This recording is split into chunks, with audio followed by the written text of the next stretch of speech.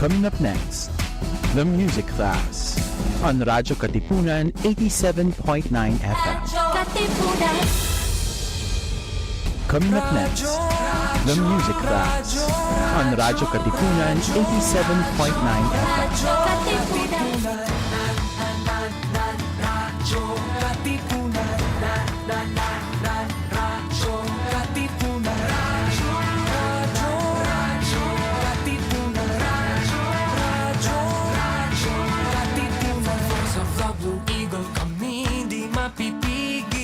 Pagbabalitang tumpak at tama. Buhay Atenista, sa loob sa labas ng eskwela, ating ibibida lahat ng kwela. Radyo, radyo, radyo, Katipunan. Radyo, radyo, radyo, Katipunan. Radyo, Katipunan.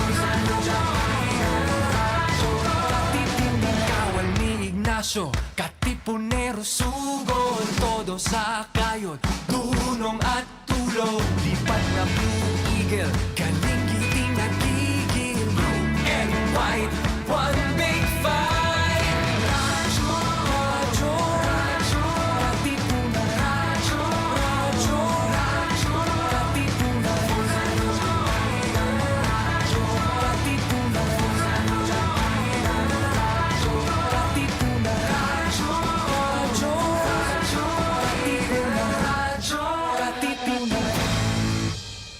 It's time for the music class. Join us for an evening of learning music and appreciating the art behind every hum, tune, and beat. Listen to engaging performances and insights from some of the top and upcoming musicians in the scene today. Tune in every Tuesday evening here on The Music Class. Let the music class begin.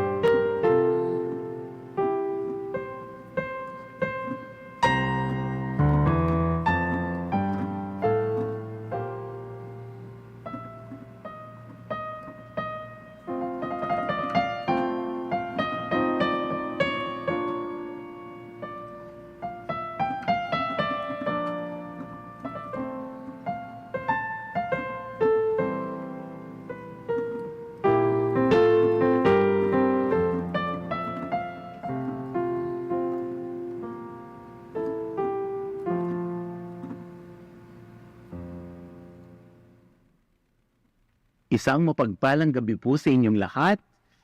Welcome to the music class. This is your music education class on air and also live streaming. And we are live on Radyo Katipunan 87.9 FM.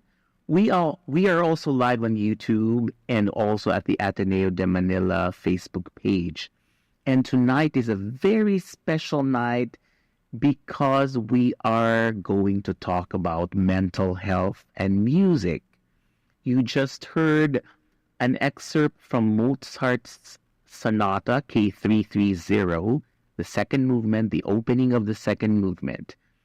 And this is your host, Jonathan Arevalo, and in behalf of my co-host, Mary R.J. Max, we would like you to welcome to this very important episode on mental health and music.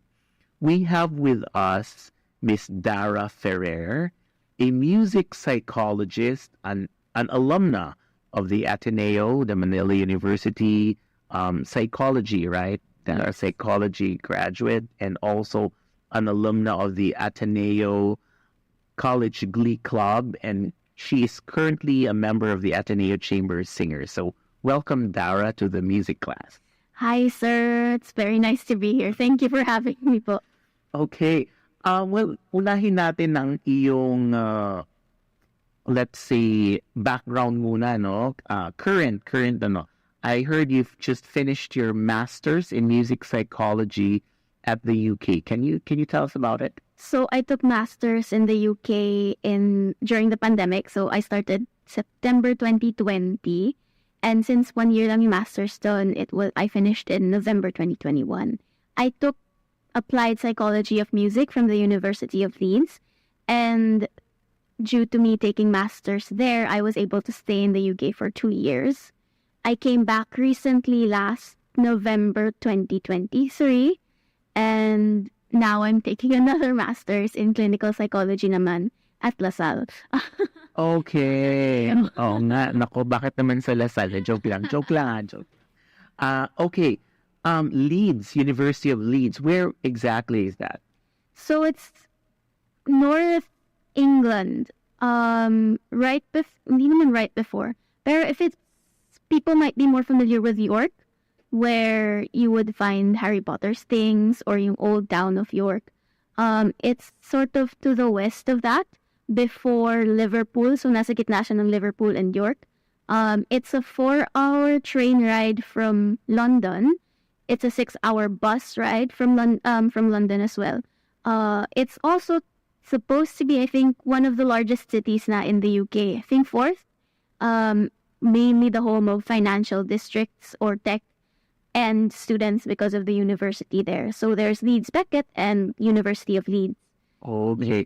There's also actually a very, very famous international competition, Leeds, no? Music piano competition. Because I remember si Murray Paraya won first prize.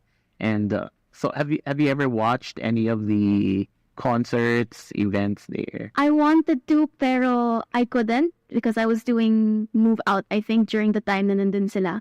But I did volunteer for one of their activities, which was kids-related siya. They were helping kids explore music and playing through the arts. So they were visiting this one theater house in Leeds, and that was their exposure day, kumbaga. And I love doing that to the point na I started doing more things with kids and music. Yeah. Well, I'm just wondering, in the UK ba, they use music psychology rather than music therapy, or is there a difference between the two? There's a difference, and right now they're really trying to define that difference, I believe. Kasi in the UK, there's music therapy, community music, and then music psychology. That's different from music education pa. So music psychology is really the study of how the brain or how our psyche as people is affected and can affect music. So you have studies on music and well-being, so yung effects ng music on depression, with the help of music therapists. Music psychologists do the research and do the work alongside music therapists and other music educators to help really promote the use of music and what music does for the human being. So it's mainly listening. It's mainly research. Research, okay. Yeah. Because I remember when I attended, with the very first time they had an introduction to music therapy at St. Paul University, Manila, where it all started here in the Philippines. Annette Asuncion was still alive back then. That was the number one thing she was saying. Music therapy is not just listening to music, but you need movement. So para siyang physical therapy, occupational therapy with using music. No? So, but you're saying so music psychology is different din di ba? More on the brain waves. It touches on a lot of different subjects. So kunyari, there's music educators partnering with music psychologists to create research on how music programs in schools are affecting the upbringing of kids in the UK. Okay. So a lot of people taking the music psychology course are actually musicians, aspiring music therapists or music educators, community musicians then pwede, because they want to do the research alongside the practice. Okay. Kaya ko inuna yung Mozart kanina kasi may studies na yan si Don Campbell on, di ba, music psychology na you parang tataas yung IQ mo if you listen to Mozart, ganon. Pero ewan ko kung may studies na on mental health listening to classical music. But let's go to mental health because it's very important, especially during the pandemic. Were you at the UK when you were taking your masters during the pandemic? I was in the UK kahit na online classes most of them. So I was in the UK, and it being a student there during the pandemic and having a music psychology course really affected how it was taught, I think. Kasi a lot of the students there was saying that they wanted to go to the labs of the university. They picked that university to go to the labs, pero hindi makapunta because it was the pandemic. There was also limited student organizations then, so hindi ka makasali sa mga projects on music and like how in sa mga orchestra or choirs sa UK as in that university. So parang na-limit yung student experience in that sense.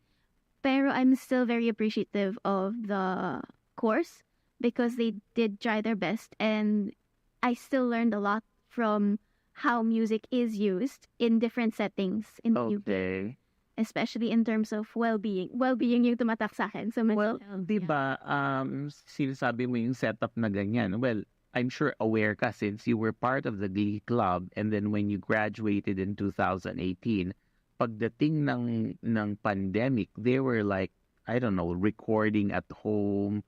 Tapos meron silang, I don't know how they were able to organize a choir, singing, tapos somebody is editing, tapos di ba ganun yung nangyari, no? Yes. Sa Glee, I mean, you are aware, I mean, kasi Yes. syempre you supported them, I'm sure, for, you know.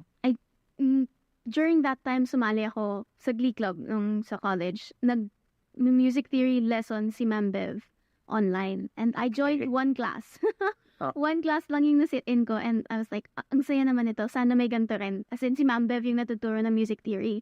Kasi usually, it's our other music committee doing it. So, nung si Ma'am Bev yung natuturo ng music theory, I was like, oh, ang saya naman rin pala na may online classes sila.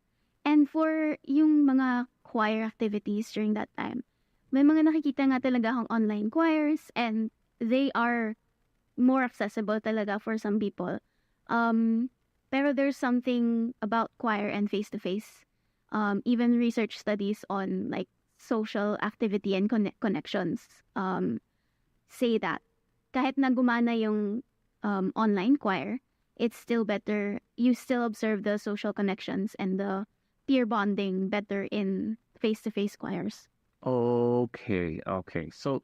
So I guess this online is, well, it's just temporary because of the virus and all. Better pag face-to-face, no? Better, pero it's sometimes, yung sa UK, what I found was that some choirs were already doing online before the pandemic. Oh, okay. Kasi it was more accessible for the people that choir, that community choir catered to. For example, you have people in, ano ba yung naalala ko? In vulnerable settings, or yung they're staying at home, homestay, kasi what was it? Kasi they can't go out. Yung compromised or yung Yes. may sakit na hindi makapunta pero gustong sumali ng choir. Yeah. The activities that you can do online for them included online choir. So they were doing a bit of stuff on online choirs before the pandemic pa. And since nag-pandemic, they still continued it. Parang it's still helpful for those na hindi makapunta kasi. So in the name of accessibility, they continued the project. Okay. Well, pagkatapos, excuse me, well, dito naman sa atin, no, parang kung binaha ka, kung if, for some emergency reason, you cannot go to school, meron ng mga options ngayon eh. 'Di ba? Parang, well, I don't know. Do you think of that as something positive or medyo, well, exhausting? Kasi ngayon, parang the way I see it, it's not really suspension of classes. I mean, you could say face-to-face is suspended, but we will have online online classes. So, wala nang lusot ngayon eh, yung mga estudyante. So, ano sa tingin mo dyan? Ano, exhausting, stressful, parang more work ba yan? I would say I'm lucky in the sense na I can still access the internet even when I'm at home. Kasi in the Philippines, not a lot of people have that option din naman. They don't have the equipment or the Wi-Fi connection to be able to do that. So in the sense na I'm lucky na online classes, pwede pa ako kahit suspended face-to-face. But like, I understand yung hindi naging break ever yung Exactly. Oo. So, naisip ko okay, mental health. Hindi, you cannot, unlike before, during your time, during our time, no, before this pandemic, parang when you say no classes, talagang no classes. And then, parang break na rin yun sa for your mind and for your, kasi, hi, finally, I could rest. Or if you're given an assignment, at least yun. There's more time, yeah. Oh, there's more time for you to do it. Pero ngayon, parang, you can still see your teacher. You have to be online at this time. We will still have classes, di ba? Parang more work. It feels like more work, pero more opportunity than to zone out. Okay. From my experience, parang I can just turn off the camera and start fiddling with my phone. So yun yung naging experience ko with online classes. Even up to now, actually, yeah. with taking classes in Lasal, I can sometimes zone out talaga and start messaging my group mates or my friends in the class. So parang that's the chika on the sides of class. Narinig mo, pero hindi nakikita ng prof. Yes. It's helpful for those na... For me, I think online classes are here to stay. Kahit na it's the suspension's not gonna get easier for it. Kasi online classes are here specifically to help accessibility. So yung mga malalayo nakatira, especially, or yung mga galing work, at least recorded yung session. Yung ganon. Yeah. Well, ganito. Paano na ba nakakatulong yung, since, this is the music class, and paano ba nakakatulong ang music sa, distressing sa mga ganitong mga bagay? So, in that sense, may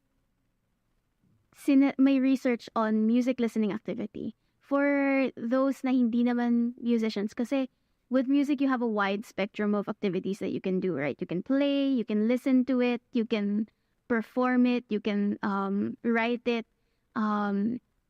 So, the most accessible is through listening to music.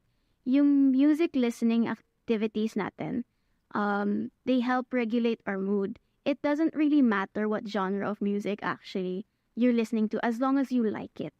And itong playlist natin, si Darah actually has three songs na sa playlist niya. So sinasabi mo na itong kahit mabagal ito or parang sawi or malungkot yung kanta, nakakatulong siya sa mental health, so distressing, no? Yes. Tama ba yung term ko? Distressing. Pwede, sir. It depends on the person on how they want to use the music. So, for example, yung ginawa kong setup ngayon, there's songs that are meaningful to me, in a sense. For example, yung Tagpuan ni Moira. It's... Well, close kami, wait lang. Moira de la Torre. Sorry. Okay lang. It's a song that I just wanted to sing kasi parang, cute siyang pakinggan. It's not something I relate to the lyrics a lot. For songs, some people can relate to other parts of the music naman. So the tone of it, the tone, the rhythm, yung ganon. So mga drumming circles, marami yan. But for me, I relate to the lyrics a lot sa songs. And hindi po ako sawi. Pero it's just the beauty and the poetry of the songs, of the lyrics that I like about this song. Okay, so yeah, can you give us Yeah. let's listen. Let's listen to Darah sing Tagpuan.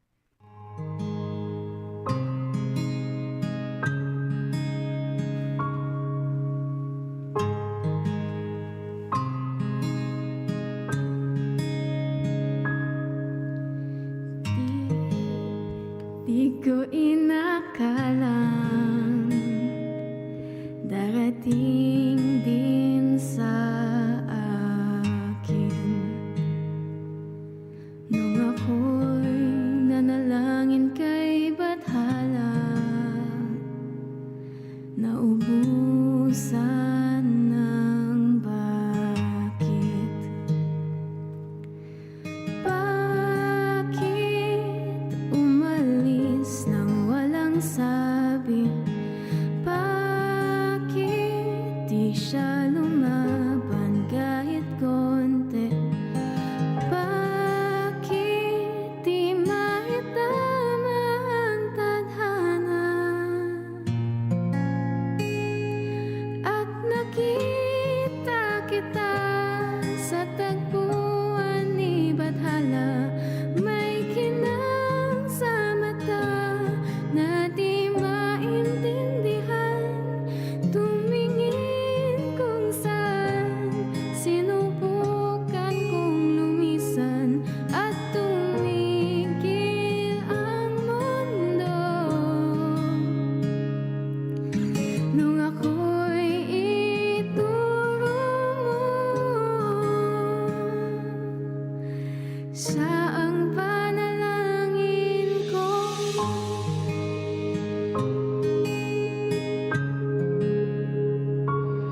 At hindi mapaliwanag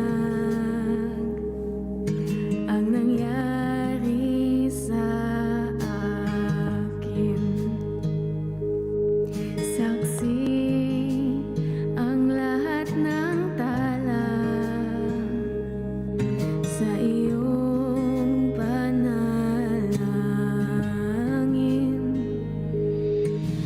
Paano nasagot lahat ng bakit?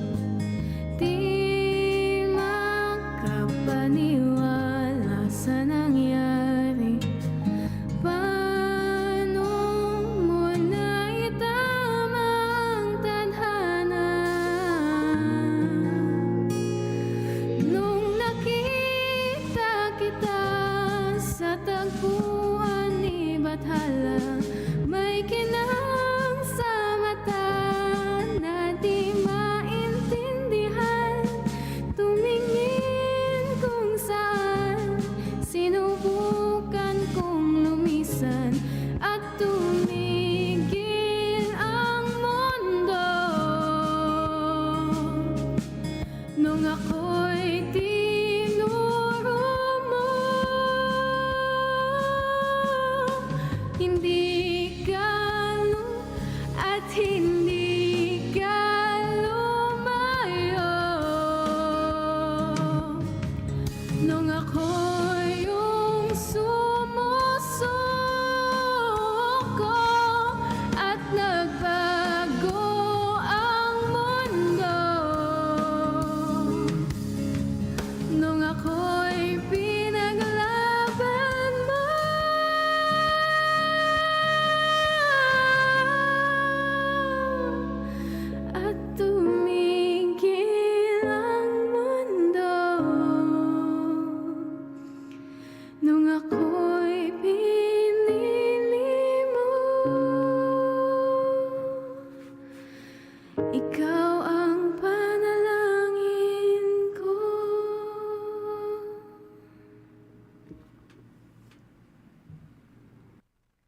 Thank you, Darah, for that number, Tagpuan.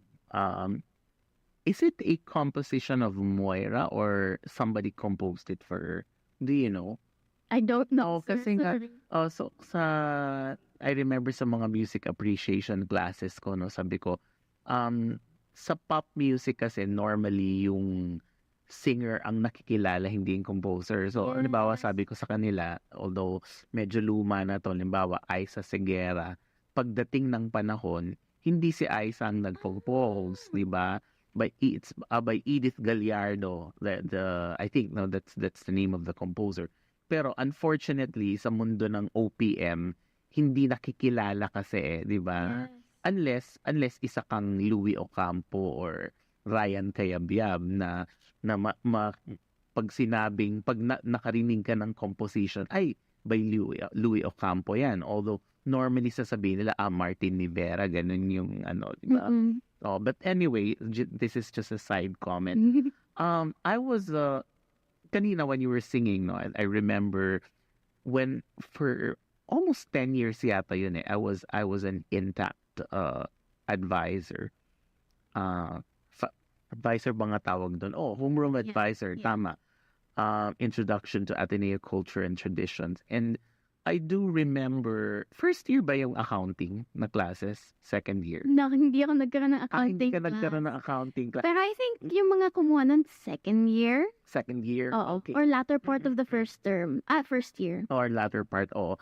So parang nung time na yon, parang yun yung kanilang doon sila nagkakaroon ng breakdown sa accounting Yes. na parang may sinasabi pa nga sila na may mga teachers daw na talagang yung parang, well, I'm sorry, I don't mean to offend, na parang they aim to fail the student, parang meron kang 5 lang yung chances mo pag nabagsak mo yung isa, wala ka na sa ganun yung style, no, na so ako naman sinasabi ko sa student parati na, no, talk to the teacher.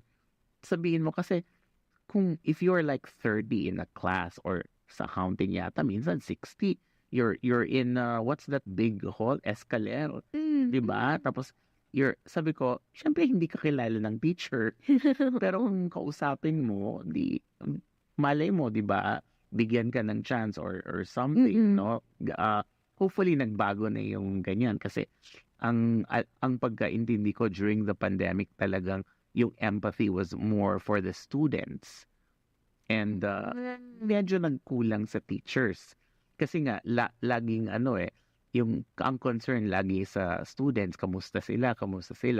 Hindi rin naisip yung mental health ng teachers. Kasi nga, syempre, kung ang students nahihirapan sa situation nila, may mga teachers din na, syempre, they probably live far away, they commute, tapos binaha sila, ganon, di ba? Yes. So, it has to be both ways, di ba? It's a community, di ba? It's a community. And, bakit ko nabanggit to? Kasi, well, yung kanta na kanina, no? Before the pandemic, sila Moira, sila Ben and Ben, yun yung mga sikat hanggang ngayon pa naman. Yes. Diba? Ako noon sa Batanes, 2021, almost 2 weeks kami, binagyo, tapos 1 week walang kuryente. Ang nasa isip ko lang lagi kung kinakanta, pinapatugtog yung Leaves ni Ben and Ben, kasi all will be all right in time. Yes. Tapos leaves will fall out from the barrels of trees, di ba? Dahil sa bagyo and all, then all will be all right in time. Parang gano'n. Yung maganda sa music, I think, is once, especially sa songs, pop songs, once na-release ng artist, pwede mo nang bigyan ng separate meaning as the listener. Parang, for me, yung Tagpuan ni Moira, I know it's about love and stuff like that. Pero, for me, it's also going deeper into, like, there are times na hindi okay. And that's going to be fine kasi may dadating na bagong panahon na pwedeng umayos yung buhay mo or something like that. So, and you're going to get over that old pain, whatever pain it came from, family, friendships, love, relationships.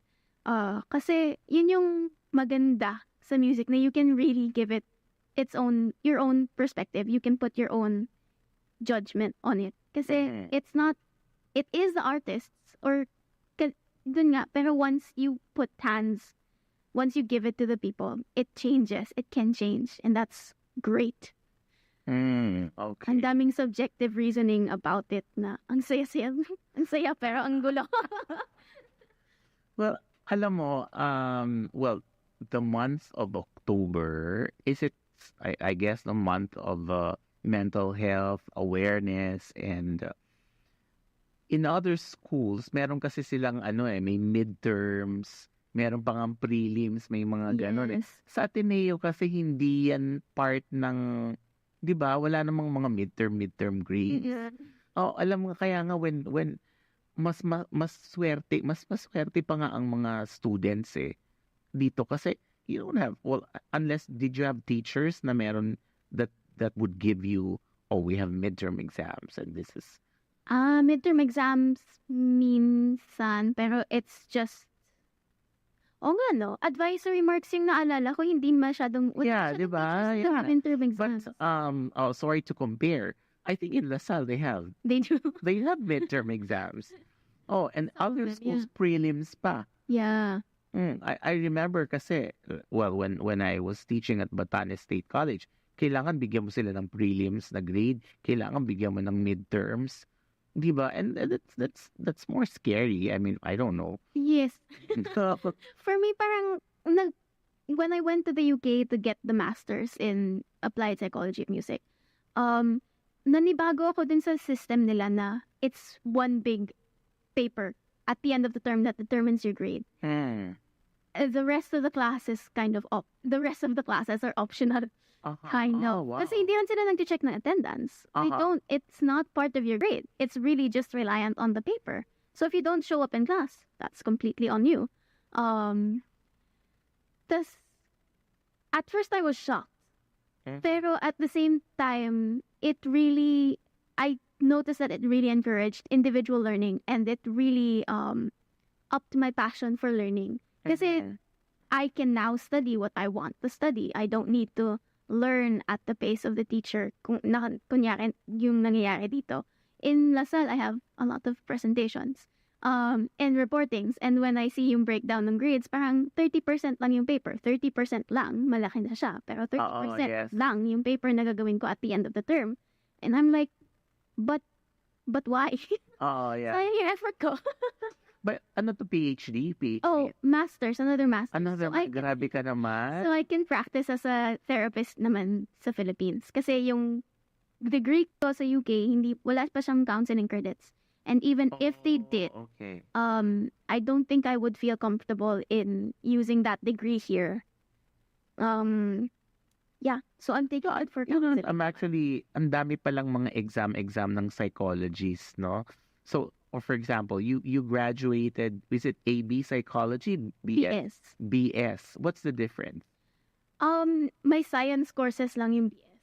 But both have to take the licensure. Both can take the licensure exam for psychometricians. Okay. So psychometrician is different from guidance counseling? Yes. And it's different. Psychometrician is also different from psychologists. Because... Okay, tell me the difference between the three. Yung guidance counseling, it's really for lower levels, pero less intense situations. So yung school settings or in office settings, that's where you can use guidance counseling. Yung psychometrician naman, it is for assessments, for test taking. Yung knowing how to score yung tests, how to write up psychological reports, that's part of psychometricians. Knowing how to make tests, kunyari yung educational assessment tests, like intelligence tests or yung NMAT, I think meron dito. Yun yung ginagawa ng psychometricians. Psychologists, on the other hand, are researchers and also practice-based. So yung clinical therapists which handle deeper cases, more complex cases, I would say, than so for example, you have this individual. And this individual is going to school. They go to a guidance counselor. The guidance counselor finds out na ang daming nangyayari sa buhay niya. There's family things that are affecting her mental health. And hindi na kaya nung guidance counselor kasi she's not equipped for that. Okay. Or they're not equipped for that. So, i-recommend ng guidance counselor to see a psychologist or a psychiatrist. So psychiatrist is for the diagnosis and the meds. Psychologist is for talking therapies naman. Instead of, like, if you see music therapy, they're using music as a tool for psychotherapy. May nakikita kang ganon. And improving yung lives of people. Psychologists use talking therapies to talk about their lives, the clients' lives, and understand how they got there. So let me get this correct. Let me guess. So you're taking clinical psychology so that you could be a counselor. Yes, a psychotherapist. Psychotherapist. But technically, if you just want to be a guidance counselor or a psychologist, you can take the exam just with an AB degree. Psychologist, no. You need, kasi yung requirement dito sa Philippines is that you have internship hours. And that internship hours is in a clinical setting. So, okay. Ang reklamo nga, do you have a lot of psychology courses, master's courses popping up, yung human development, industrial psychology, and they're popping up, they're becoming really popular. Pero, those two courses are not aligned with the psychologist licensure exam. Kasi, yung licensure exam na yun, you're required to have internship hours. It's really for the clinical setting. So, I have some friends na nagsiswitch from human dev, so yung human development, to a clinical track because they want to take yung licensure exam because they find out na hindi pala applicable yung human development course sa licensure exam. So they're switching. Palang aayusin, no? Yes. Okay. Well, this is good information. Yeah. Pero ikaw naman, so did you take the psychometrician test? And then yung guidance counseling test, you also took that? Oh, no. That's a different course. Pero may test din yun? I think so, yes. May licensed guidance counselors sa Philippines, yes. So, guidance counselor, AB psychology, ano yun na course? I think it's not offered sa Ateneo eh. It's going to fall under yung education department kasi. So, talaga? Yeah, kasi most of guidance counseling it happens in schools. Oo. So, may separate course, alam ko sa UST and I think sa Lasal, on guidance counseling talaga. And from there, I don't know what they do there kasi I've never tried. Pero I have a professor somewhere in Lasal right now. I don't remember her name.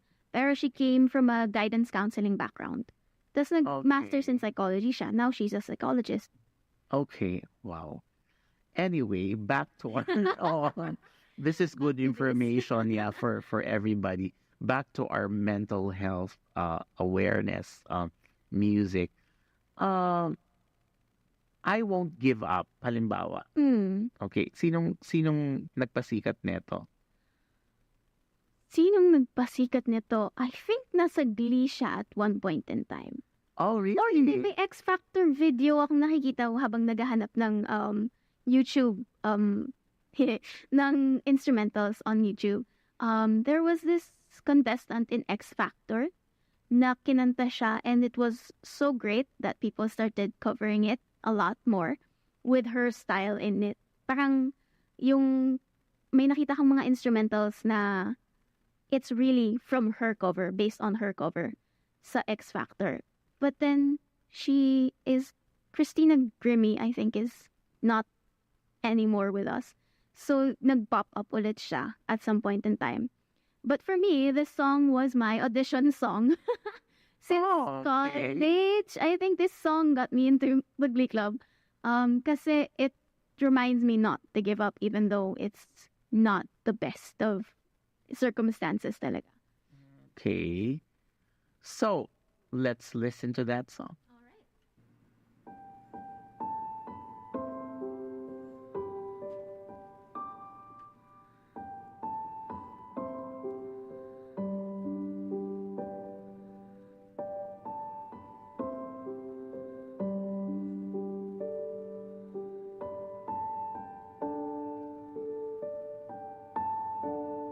When I look into your eyes, it's like watching the night sky or a beautiful sunrise. There's so much they hold, and just like them old stars, I see that you've come so far to be right where you are. How old is your soul? But I won't give up on us, even if the skies get rough. I'm giving you all my love. I'm still looking up. And when you're needing your space to do some navigating, I'll be here patiently waiting to see what you find. 'Cause even the stars, they burn. Some even fall to the earth. And we've got a lot to learn. God knows we're worth it. No, I won't give up. I don't wanna be someone who walks away so easily. I'm here to stay and make the difference that I can make. Our differences, they do a lot to teach us how to use the tools and gifts we got. Yeah, we've got a lot at stake. And in the end, you're still my friend. At least we did intend for us to work. We didn't break, we didn't burn.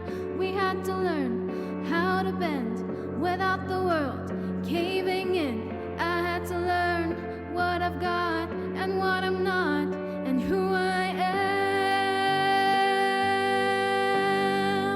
I won't give up on us, even if the skies get rough.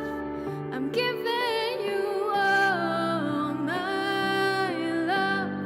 I'm still looking up, still looking up. No, I won't give up on us. God knows I'm tough enough, and we've got a lot to learn. God knows we're worth it. I won't give up on us, even if the skies get rough. I'm giving you all my love, still looking up.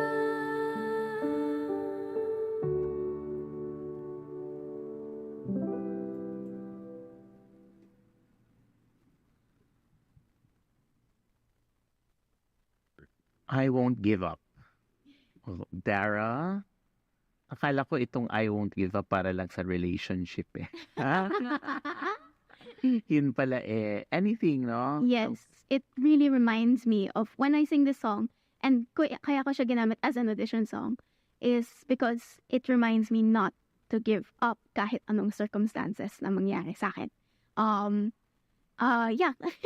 So, when you auditioned for the Ateneo Glee Club, you sang it? Yes, and then tinanong ako ni Sir Chris, yung nag-audition sa amin noon, you're a soprano? Do you know, can you sing this in a higher key? Yung sa audition piece ng Glee Club, yung Ugoy ng Duyan. Tapos parang ako, yes, I can. So you sang it with the -1 also? Oh, Or no, somebody? acapella. Okay. Alam mo yung I experienced before yung pag yung mga nag-audition sa mga cruise ships and all. Meron talaga silang audition pianist who could really play transpose from different keys. Nakakatuwa. O kaya. Kasi syempre parang Glee yan eh. Sa audition sa Glee na you could do all whatever keys. Oo, tapos I think yun din ang purpose ng karaoke di ba? Yes. Yung karaoke machines right now, there's differences. You can up the tempo, change the key, up the key, lower the key. So parang pag napapansin namin yan sa isang karaoke machine, parang yes, let's stop. Ano ba ngayon? Well, you're still, I mean, you graduated 2018, so that's like 6 years ago. Sa mga college students ba ngayon, uso pa rin ba ang karaoke? I don't know. Pero ako kasi I love Kasi I remember, di ba, may mga places you could just sing and then eat in a room and then just sing. Pero ewan ko ngayon kasi now that everything is available on the internet, you could just download or you could just do it at home, di ba? Parang wala nang cable, Netflix na lahat eh. So I don't know kung may mga karaoke places pa rin, no? May mga small mics na rin kasi na parang speaker, Bluetooth mic, speaker. So pwede kang mag-search lang online of a instrumental or cover, karaoke cover. Tapos pwede yung i-play lang sa bahay. So, ang Glee Club, at least yung batch ko, kapag nagkikita kami, minsan, more likely than not, it turns into a karaoke session kung saan man kami. Because we just like singing. Yeah. So, ang nangyayari, especially when we're at the house of someone, kukuha lang, i-play lang sa TV and then we'll all be singing at the same time. Yeah. I remember last time na ginawa namin yun, kumanta kami ng High School Musical just because that's our generation. And last time na we all got together, or like a big group of us got together, kumanta kami ng Payapang Daigdig, then we videoed it para sa birthday ni Father Danay. And then I think we sent it to him. Pia said we sent it to him. So Okay. Well, medyo ang dami nating pwedeng pag-usapan pa eh. But we want to hear your last playlist muna eh. Sayang kasi yung nag-prepare kay. Bakit ba, ano ba tong last song mo? it's from Mula sa Buwan. And Okay. yes. So I've been The watching title is Ang Sabi Nila. Ang Sabi Nila. It's one of Okay. it's Roxanne's song after the war. Parang after the war, 20 years. Ito yung time skip song.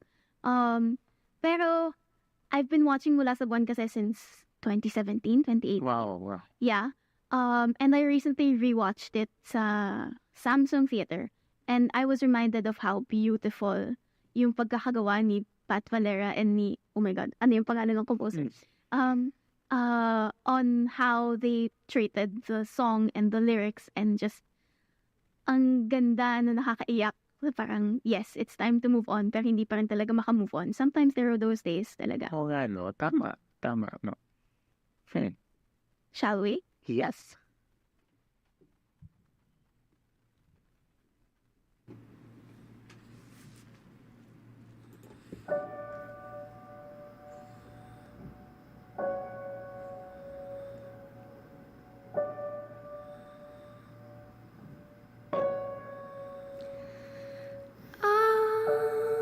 Sabi nila walang iba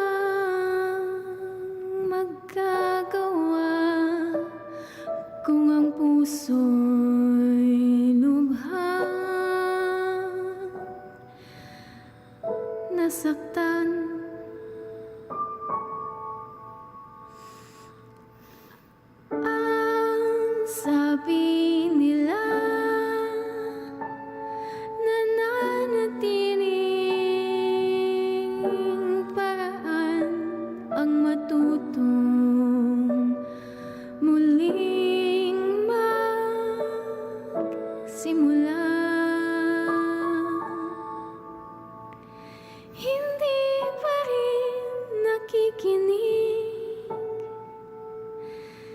nakailang ulit na pinayuhan, hindi man lang sinusubukan umibig na muli. Ang pagmamadali ay simulan, ngunit ang sandali ayaw pa rin iwan.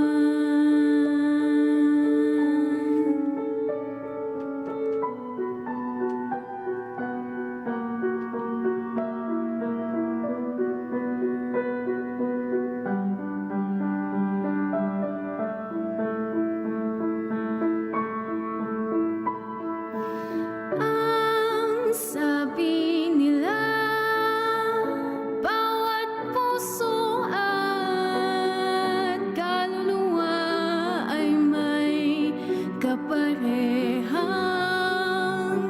itinakda. Ang sabi pa nila ay darating kung pagbibigyan ang pag-ibig na hindi mawawala. Hindi pa rin nakikinig, nakailang ulit nang pinayuhan, hindi man lang sinusubukang umibig ng muli.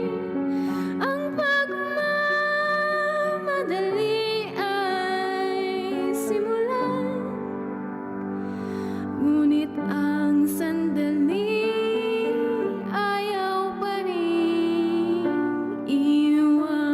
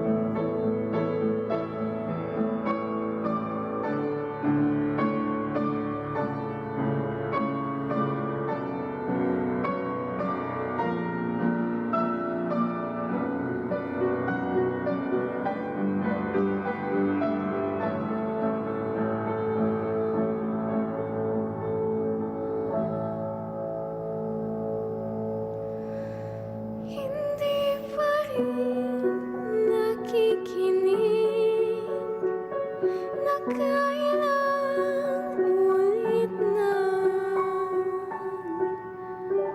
pinayuhan, hindi man lang sinusubukan umibig ng muli. Nakaraang sawi ay pagkawalan, ngunit ang sandali ayaw pa rin iwan.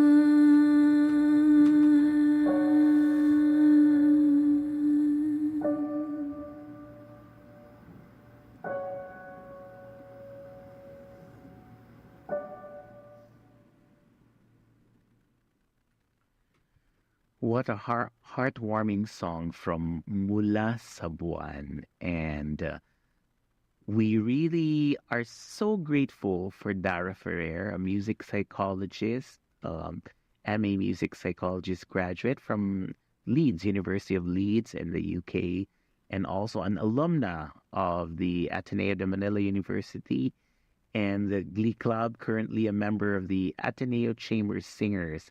I wanted to tell our viewers that if you have any questions for Darah, just go ahead and comment, and she can answer after this program. We don't have time to read the comments, but in the meantime, Darah, would you like to? We're going to end this sorry to end it, but we only have this 1 hour spot every Tuesday. And we're ending with a song. But before that, maybe you would like to you have a message for our viewers, for our listeners. Firstly, thank you, Sir Jonathan Koo, for having me here. It's really, I'm trying, ever since coming back to the Philippines, I've been trying to find avenues for music and like well-being, kasi hindi pa masyadong kilala in the Philippines. So if you know any people, any organizations already doing community music therapy, let me know. I would be happy to connect with anyone, honestly, so I can widen the perspective that I have then. Kasi right now, my perspective is, simula pa nga lang, wala pa masyadong music and well-being in the Philippines. And I want to see if there are, tas hindi ko lang alam, or if there really isn't. Mm-hmm. Yes. Thank you. Thank you, Darah. And on that note, we close tonight's music class with Only Hope. This is a collaboration between me and Darah. Mm-hmm. And we'll see you again next Tuesday on the music class. Thank you all for watching. Thank you all for listening.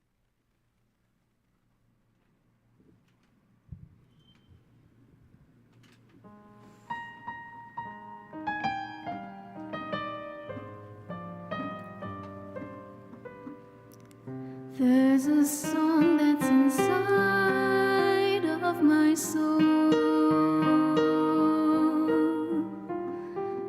It's the one that I've tried to write over and over again. I'm awake in the infinite cold, but you sing to me over and over and over again. So I lay my head back down,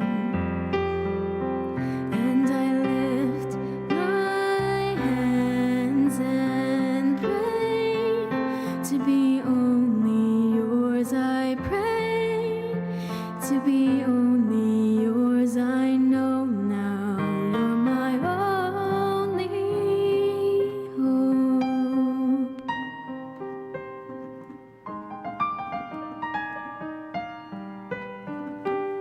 Sing to me of the song of the stars, of your galaxy dancing and laughing again. When it feels like my dreams are so far,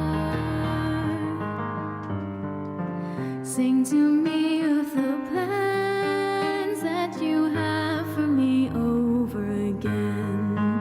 So I lay my head back down, and I lift my hands and pray to be only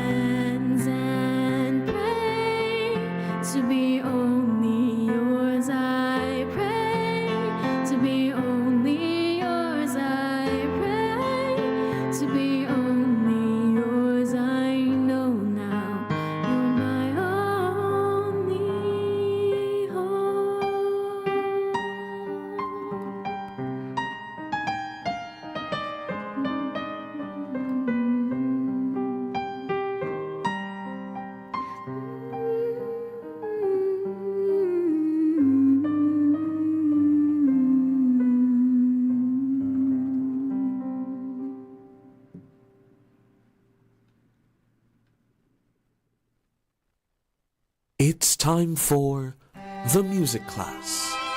Join us for an evening of learning music and appreciating the art behind every hum, tune, and beat.